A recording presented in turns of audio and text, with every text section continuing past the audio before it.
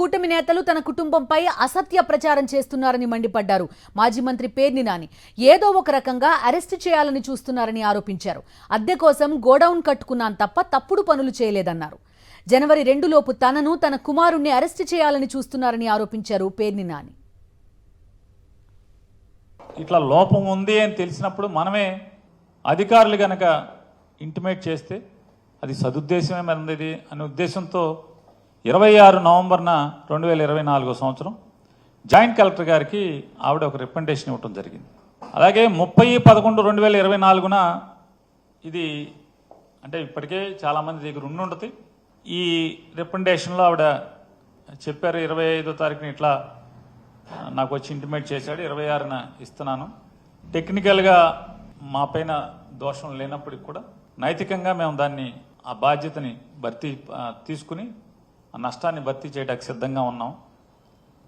మీరు క్యాష్ కట్టమంటే క్యాషు, లేదంటే కనుక మార్కెట్లో ఓపెన్ మార్కెట్లో స్టాకు బియ్యాన్ని పర్చేజ్ చేసి మీకు అందజేయమంటే అందజేస్తామని చెప్పని లెటర్ ఇవ్వడం జరిగింది. ఆ శ్రీమతి గారికి అప్పటికే అంటే ఆవిడ ఇంటిమేషన్ చేయటం వెంటనే అనిపించింది. లీడర్లు నాతో చెప్పింది, మేడం గారికి కూడా చెప్పామండి, జయసుధ గారికి.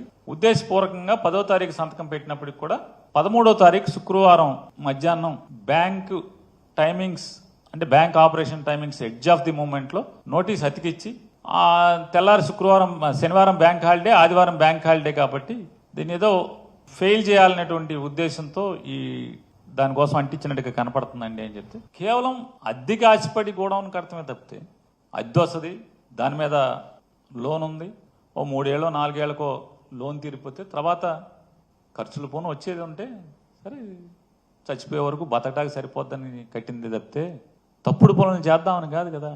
నిజంగా తప్పుడు పనులను చేయాలంటే ఇదే కావాలా? ఇది చేస్తాడు ఎవడన్నా? పోనీ నేనేమన్నా పిచ్చోడినా, లేకపోతే హ్యాబిచువల్ అఫెండర్నా, నేను అలవాటు పడిపోయినటువంటి నేరస్తున్నా? మంత్రిగా ఈ రాష్ట్రానికి మంత్రిగా నేను పనిచేసినప్పుడు వెనకలికి పెద్దలు చెప్పిన సామెత ఉంటుంది కదా, మంచోడి మొహమాటం మాంసం కూర ఉన్న దగ్గర భోజనం దగ్గరను చూడమని చెప్తారు. వాయిదా తీసుకున్న రోజు మళ్ళీ వచ్చి పోలీసులు కేస్ డైరీని కోర్టుకు సబ్మిట్ చేయలేదండి. ఎందుకంటే అది సరాసరి పోలీస్కి జడ్జి గారికి సంబంధించినటువంటి అంటే ఛార్జ్షీట్ ఫైనల్ ఛార్జ్షీట్ వేసే వరకు కూడా అది సీక్రెట్ డాక్యుమెంట్ కాబట్టి పోలీసు అప్పటి వరకు వారు ఏమేమి ఇన్వెస్టిగేషన్ చేశారు, ఈ దీంట్లో ఏమేమి వాళ్ళు తప్పులు కనుగొని పసిగట్టి డాక్యుమెంటరీ ఎవిడెన్స్తో సహా నిర్ధారణకు వచ్చారో అవన్నీ కూడా జడ్జి గారికి రాసి ఇవ్వాల్సినటువంటి రిపోర్టు.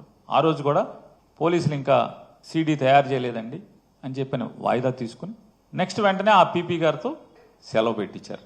సెలవు పెట్టించి మళ్ళీ ఇంకొక వాయిదా, పీపీ గారు సెలవు అంటే ఇంకొక వాయిదా.